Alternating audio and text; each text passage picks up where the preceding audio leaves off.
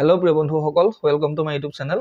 Orunodoi Assam YouTube চেনেলটোলৈ আপোনালোকক স্বাগতম জনাইছোঁ আৰু আজি এটা নতুন ভিডিঅ' আপোনালোকলৈ আগবঢ়াব বিচাৰিছোঁ। আজিৰ ভিডিঅ'টোত মই আপোনালোকৰ লগত আলোচনা কৰিম PM কিষাণৰ বিষয়ে, PM কিষাণ সম্বন্ধীয় ভিডিঅ'। তো এতিয়া সকলোৱে জানে PM কিষাণৰ এটা নতুন আপডেট চলি আছে আৰু যিটো আপোনালোকক ৰেজিষ্ট্ৰেশ্যন এটা হৈ আছে অফলাইন যোগে আৰু তাৰ এটা অপশ্যন আছে অনলাইনতো আপোনালোকে কৰিব পাৰে। আৰু অনলাইনত কৰাৰ পিছত আপোনালোকে যদি যিখিনি কাগজ পত্ৰ আছে, আচলতে ইয়াৰ মেইন কথাটো হৈছে তো একেটা জমাবন্দীত যদি দুজন মানুহে PM কিষাণ লাভ কৰি আছে তেনেকৈ হ'লে নহ'ব, তেওঁলোকে নিজৰ নামত জমাবন্দী নতুনকৈ দিব লাগিব আৰু এইটো প্ৰচেছ সম্পূৰ্ণৰূপে চলি আছে। তাৰ লগতে মই PM কিষাণৰ এটা নতুন আপডেট আহিছে, সেইটো মই আপোনালোকক দেখাই দিছোঁ। আপোনালোকে এই কামটো কৰি ল'ব, তেতিয়াহে যদিহে আপোনালোকে অনলাইন যোগে এই যিটো ৰেজিষ্টাৰ হয়, ৰেজিষ্টাৰটো কৰি লয়, তাৰপিছত যদি আপোনালোকে ডকুমেণ্টখিনি ছাবমিট কৰে, তেতিয়া আপোনালোকৰ ফৰ্মখন কি হৈছে বা ক'ত পাইছেগৈ বা আপোনালোকে ৰেজিষ্ট্ৰেশ্যনটো কমপ্লিট হৈছে নে নাই, এই সকলোখিনি কথা আপোনালোকৰ নিজৰ মোবাইলত মেছেজ জৰিয়তে গম পাই থাকিব। যিটো আপোনালোকে আগতে PM কিষাণত যিটো মোবাইল নাম্বাৰ দিছিলে সেইটো নহয়, তো তেনেকৈ দিলে আপোনালোকেতো এইখিনি কথা গম নাপায়, জাষ্ট OTP-টো আহে। কিন্তু এইটো OTP-ৰ কথা নহয়। এতিয়া মই যিটো আপোনালোকক প্ৰচেছ দেখাম, তাত আপোনালোকে মোবাইল নাম্বাৰটো ৰেজিষ্টাৰ কৰি আপোনালোকে এইখিনি কাম কৰিলে আপোনালোকে প্ৰতিটো আপডেট, PM কিষাণ সম্বন্ধীয় প্ৰতিটো আপডেট নিজৰ মোবাইলত SMS যোগে লাভ কৰি থাকিব। আৰু তাৰ ভিতৰত সেইটোৰ বিষয়ে ক'বলৈ আজি মই ভিডিঅ'টো বনাইছোঁ আৰু ভিডিঅ'টোত মই কেনেকৈ কৰিব সেইখিনি সম্পূৰ্ণৰূপে কৰি দেখুৱাম আপোনালোকক। তেতিয়া আপোনালোকে কথাখিনি বুজি পাব আৰু ভিডিঅ'টো স্কিপ নকৰাকৈ চাব। আপোনালোকে যদিহে স্কিপ কৰি চায় তেতিয়াহ'লে আপোনালোকে বুজাত অসুবিধা হ'ব বা কৰাৰ সুবিধা হ'ব। খুব এটা সহজ ৰেজিষ্ট্ৰেশ্যন হয়, এইটো আপোনালোকে মোবাইলতে কৰিব পাৰে। ইয়াৰ বাবে আপোনালোকক লাগিব আপোনালোকৰ PM কিষাণৰ যিটো ৰেজিষ্ট্ৰেশ্যন নাম্বাৰটো AS লগা যিটো নাম্বাৰ হয়, সেই নাম্বাৰটো আপোনালোকক লাগিব। যদিহে আপোনালোকৰ ওচৰত নাম্বাৰটো নাই, তেতিয়াহ'লে আপোনালোকৰ নাম্বাৰটো, ৰেজিষ্ট্ৰেশ্যন নাম্বাৰটো কেনেকৈ পাব সেইটো মই আপোনালোকক কৈ দিম।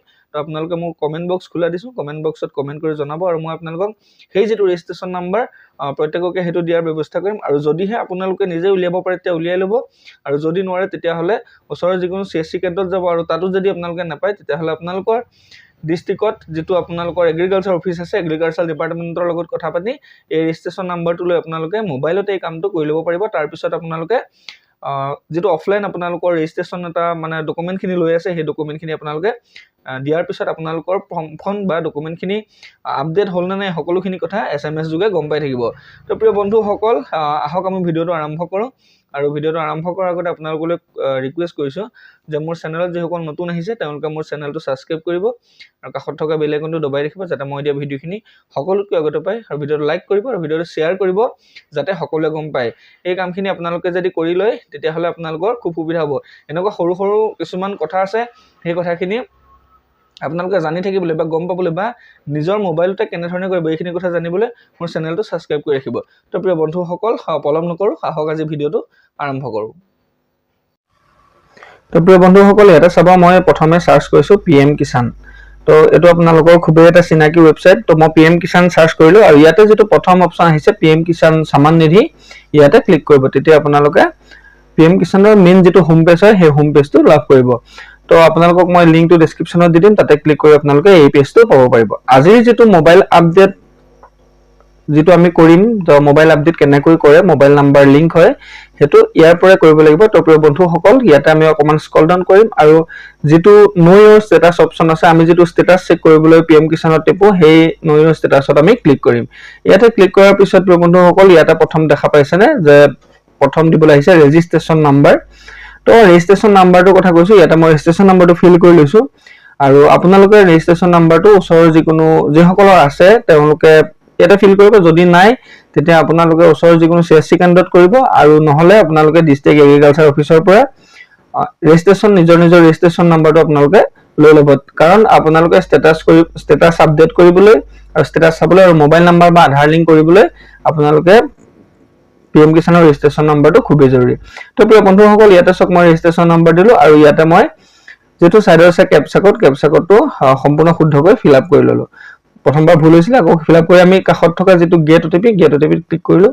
ইয়াত আহিছে, দেখিছেনে, your mobile number duplicate or invalid, please update your mobile number. তো এনেধৰণৰ অহাৰ পিছত আমি কি কৰিম, অ'কে কৰিম। তো ইয়াত আমাক দেখাইছে আমাৰ মোবাইল নাম্বাৰটো ডুপ্লিকেট হৈ আছে আৰু বা ইনভেলিড হৈ আছে। তো গতিকে আমি ইয়াতে কি কৰিম, অ'কে যিটো অপশ্যন আছে তাতে আমি ক্লিক কৰি দিম। তাৰপিছত ইয়াতে চাওক, এনেধৰণৰ এটা পেজ খোল খাই যাব, আপডেট মোবাইল নাম্বাৰ। তো ইয়াতে চাওক, যিটো আমি ৰেজিষ্ট্ৰেশ্যন নাম্বাৰ আছে, ৰেজিষ্ট্ৰেশ্যন নাম্বাৰটো ক্লিক কৰিম।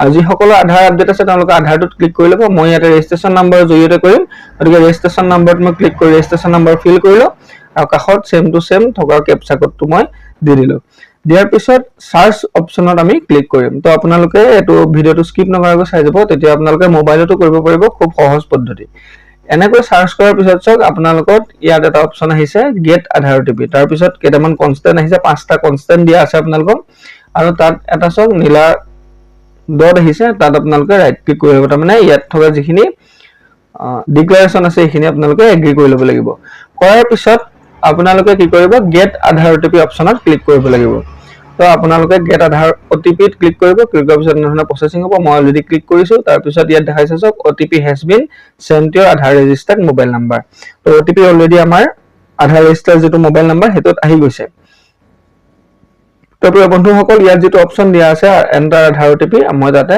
আধাৰ ওটিপিটো ফিল কৰি ললো ফিল কৰাৰ পিছত ভেৰিফাই ওটিপিত আমি ক্লিক কৰিম তো আধাৰ ওটিপিটো আমি ফিল কৰি ললো এটো 6টা সংখ্যাৰ এটা ওটিপি যাব এই ওটিপিটো আমি ফিল কৰি ললো তাৰ পিছত ভেৰিফাই কৰিলো তাৰ পিছত আমাৰ দেখাইছে যে আধাৰ ওটিপি ভেৰিফাইড তো আমাৰ আধাৰ যেটো ওটিপি আছিল হেতু আমাৰ ভেৰিফাইড হ'ল লগে লগে আপোনালোকৰ registration number farmer name mobile নাম্বাৰটো এতিয়ালৈকে আপডেট কৰা নাই কাৰণ অহা নাই তাৰ পিছত আধাৰ নাম্বাৰটো হৈছে আৰু বেনিফিচিয়াৰী জেন্ডাৰ আৰু বেনিফিচিয়াৰী ডেট অফ বাৰ্থ ইয়াতে আহি গৈছে তো প্ৰিয় বন্ধুসকল তাৰ পিছত তলত এটা অপচন দেখা পাইছে নে এন্টাৰ নিউ মোবাইল নাম্বাৰ তো এন্টাৰ নিউ মোবাইল নাম্বাৰ এটো যে আপোনালোকে এইখিনিত বেলেগ মোবাইল নাম্বাৰ এড কৰিব নোৱাৰিব ইয়াতে আপোনালোকে কি কৰিব লাগিব আধাৰ কাৰ্ডত যেটো মোবাইল নাম্বাৰ দিয়া আছে আধাৰ ওটিপি যোনটো মোবাইলত যায় সেই মোবাইল নাম্বাৰটো আপোনালোকে ইয়াত ফিল কৰিব লাগিব তো আপোনালোকৰ Aadhaar register mobile number PM Kisan register mobile number একেটাই হ'ব লাগিব তাৰ পিছত আমি এটা নাম্বাৰটো ফিল কৰি গেট ওটিপি কৰি দিলো আৰু অলৰেডি আমাৰ OTP has been sent Euro mobile number তো ওটিপি আমাৰ মোবাইলত আহি গল তাৰ পিছত ইয়াতে সক যিখন খালি জায়গা আছে আমি তাতে